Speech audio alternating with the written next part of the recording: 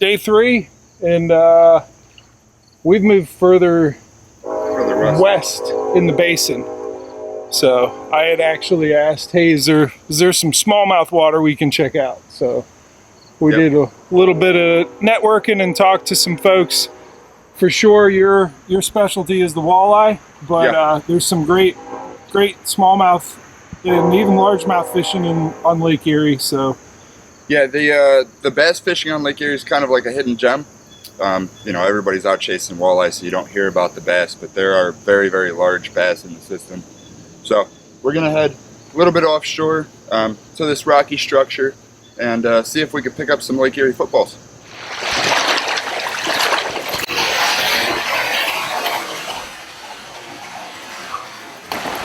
So we came a little bit west today.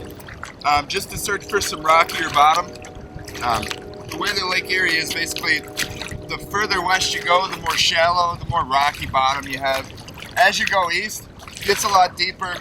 There's a lot more muddy bottom areas, a lot more clay bottom areas. So, not always the best for smallmouth, but you can target them on humps, offshore humps and points and stuff like that. So, we're out here. We came out to a little hot spot that has big boulders all around. We're gonna see if we can pull up some smallies. So I can see right off from where we were the last couple days, you know, there's some more rocky structure here, but you're saying that you get really dramatic rocky structure where we're headed. Yeah. Okay. You got one? Yeah.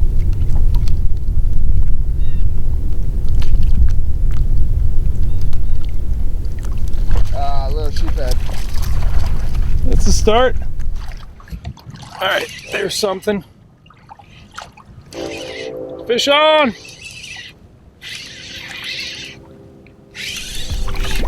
All right, I'm trolling the DT10, hoping for the smallmouth. So far I got a drum and here's a walleye. I know there's some smallmouth out here somewhere.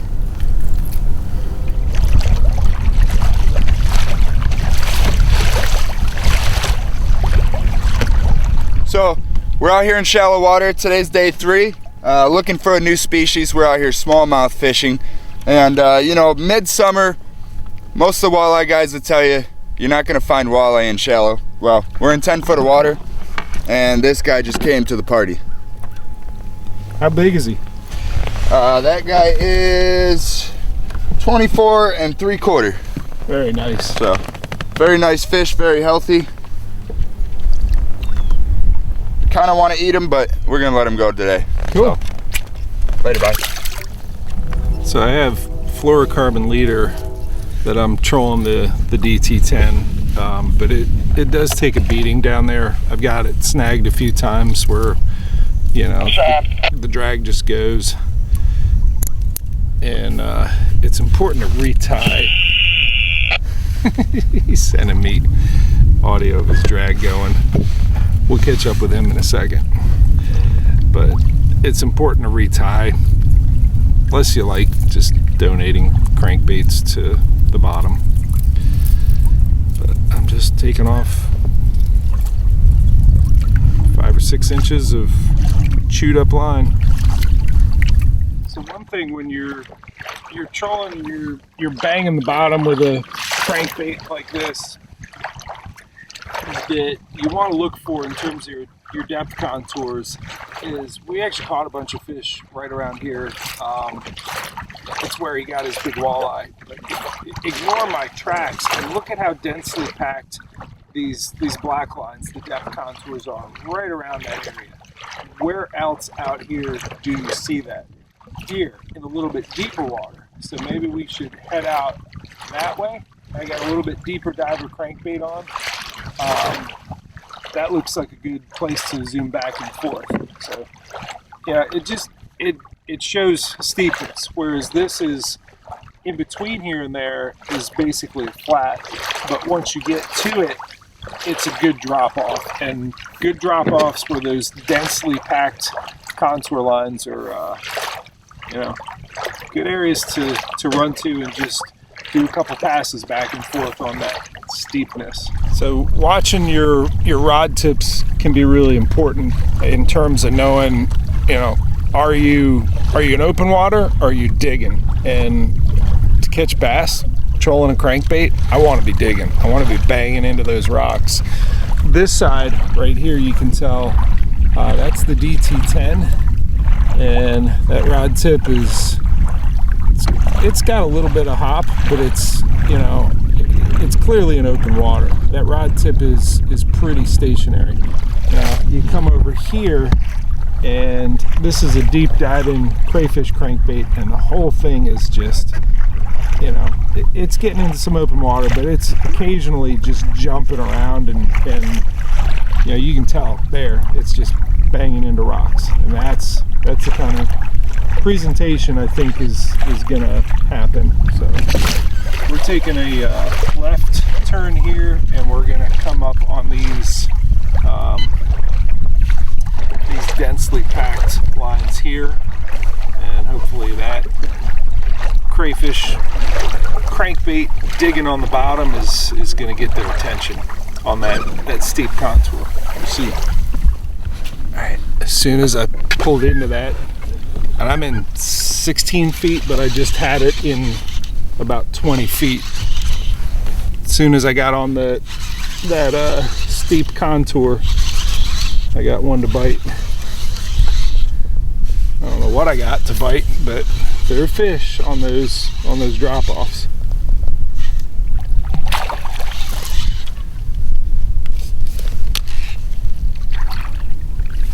This fish happens to be a drum though.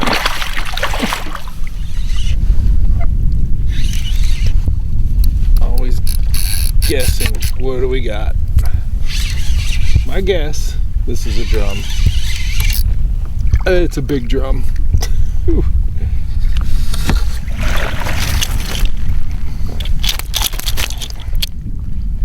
Big drum.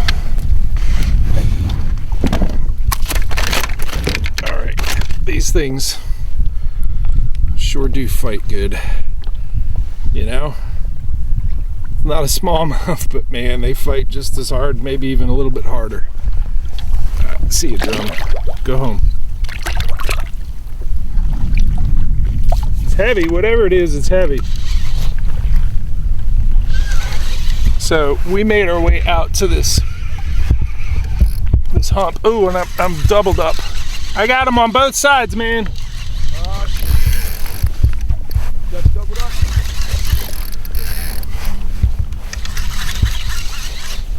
So just, contours, really quick. I think so.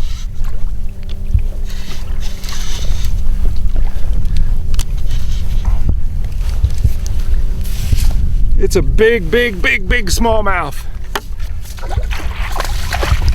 And I am doubled up, so this should be interesting. One smallmouth. And then we'll see if this other one's still attached. Both crankbaits go deeper than 20 feet, and that I gotta get this guy. I gotta get this guy on a boga grip.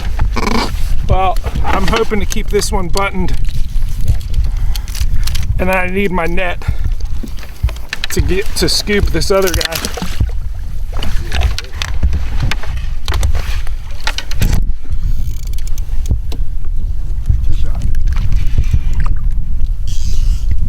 So this one's a big drum, so I'm not gonna mess with him right now.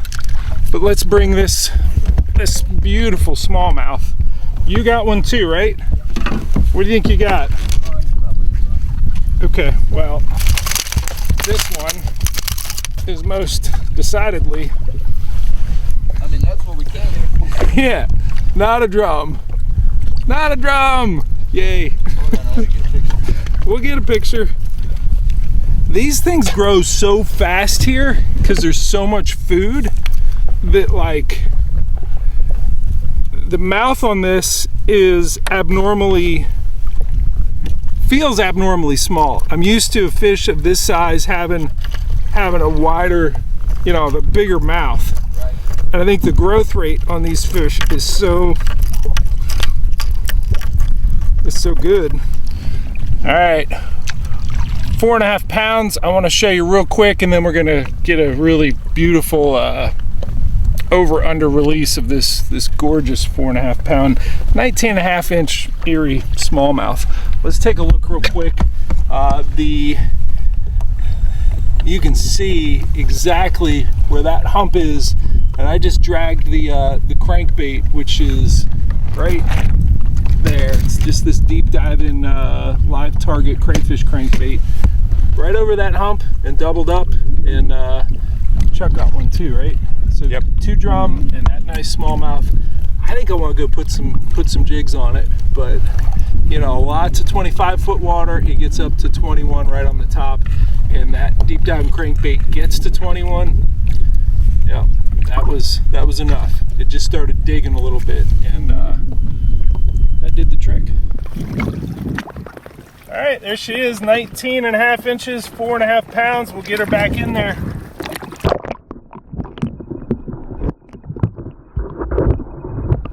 All right, we're gonna go sit on that hump, go right on top of it. I'm gonna hand you a drop shot rod, and I'm gonna put my little jig down there, which is basically a Ned rig.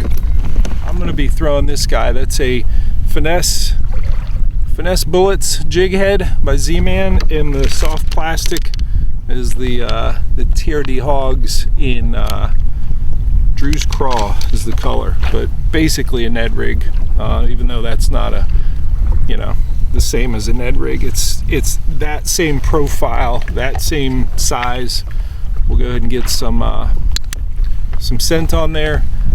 I like these soft plastics because they're durable, they're buoyant, they lift up off the bottom like that, and you can really work in the scent in the ribs right there.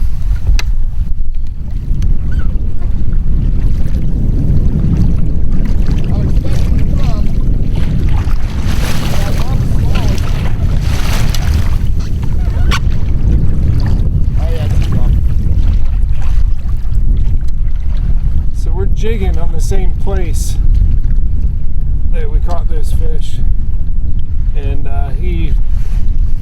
Chuck just got it on a Ned rig drumming. What about drum? I went back to trolling and pretty quickly hooked up. I know the Ned rig is something that absolutely works, and it kind of gets harder as it's getting windier for sure, but the trolling is getting it done. It's all on those depth contours. That is the key, is if you can get near the transition from 20 to 26 feet, you're in a good position. Nope, it's a cat. Catfish. Knocking down more species. Hello, channel cat.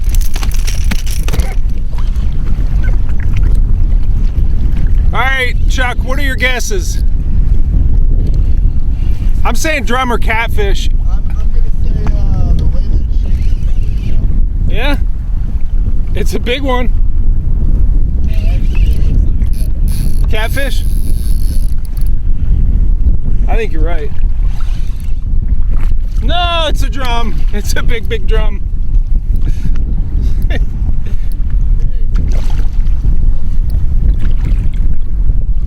What's up, drummy? Ooh, he had his mouth open. I could see all the way back to his big old crushers. Big old knotted up. All right, I'm pulling the magnet off because I don't want to bump into something while I'm handling this guy. He's heavy. Wow. I hate the term trash fish, but I think they're probably used on that term, yes? Yep. Yeah. Just call them a fun fish, you know? You don't want to eat them? Cool. Tell me you don't have fun catching fish like this? I don't know. Something wrong with you. Golly. Yeah. 8.5 pound drum. Oh. Let's put old stinkers back in there. See you guy. Go down. Sometimes they don't. You gotta wake up. Fish on. So far just dragging them.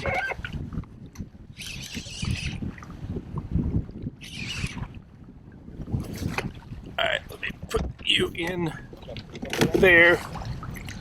I'm just bringing in the other line so I don't have tangles in my prop. I don't think he's going anywhere, but I got a ton of line out.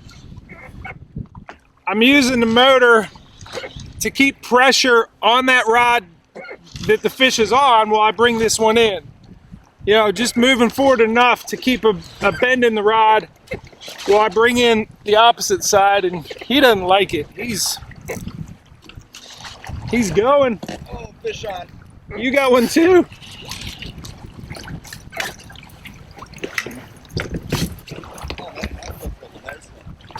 All right, now I'm going to turn around and chase it.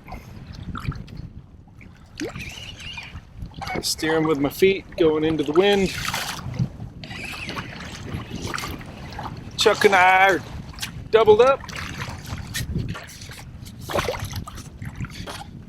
Drag you into the net, scoop up. It's another eight or nine. What'd you get? Nice. I got another 8 pound drum, sheepshead.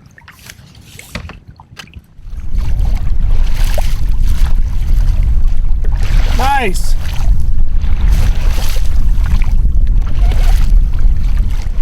All right. We are starting to head in because we got weather coming, but I'm trolling the DT10, and I got a decent walleye here.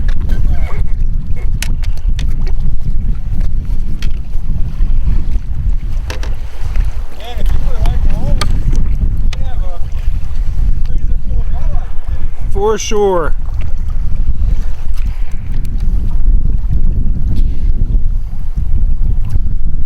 Alright. The nice would be for sure keeper size Lake Erie walleye. We'll get him back in though. Let someone else have fun catching him and frying him up. See you. All right, it's been an awesome 3 days out here with you, Chuck. I appreciate it. I've had a lot of fun, and I want to say, I think more than anything, what your guide service provides. I mean, yeah, you're going to put people on fish, but you're going to educate them. You're going to give them a leg up and on, just speed up their learning curve on how to do this. Yep. Safety wise, what gear you need, how to monitor the weather, everything, you learn that in a hurry. So right. It's an awesome service. I've enjoyed catching, lots of walleye, the drum, the steelhead, Yeah. the smallmouth, some 15-pound catfish. It's been a fun trip, man. And the white perch. Yep, white Can't perch forget too. about that little guy. So where are you off to next? I'm actually headed to Torquedo headquarters in Illinois for a day for a meeting. Then I'm fishing some electric only lakes in central Illinois. Then I'm going all the way to Louisiana. I'm going to be fishing with Team Torpedo angler Dustin Nichols as he pre-fishes for a tournament down in Louisiana for redfish and speckled trout. Oh, that'll be fun. Yeah, it's a fun trip for sure. So you can see all of that on my YouTube channel. It's called The Little Stuff. A ton of kayak fishing content, a ton of Torpedo content. What's your YouTube channel? The easiest way to find me is just Google my name or search YouTube for Chuck Earls. Okay. YouTube channel is Fishing with Chuck Earls, but I tag everything with my name, so I'm easy to locate. You can go over to my website, LakeErieKayakFishing.com. All my contact information is there. You can book a trip.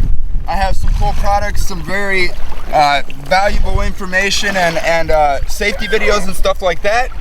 And my cell phone number is floating around there as well. You can go to my Google listing and give me a shout on my cell. It's always on me. So feel free to reach out and let's get out on the water and get you into some fish. Cool. Awesome. Thanks, buddy. Hell yeah. It's been a hell of a trip. Woo! You gotta get yourself one of these.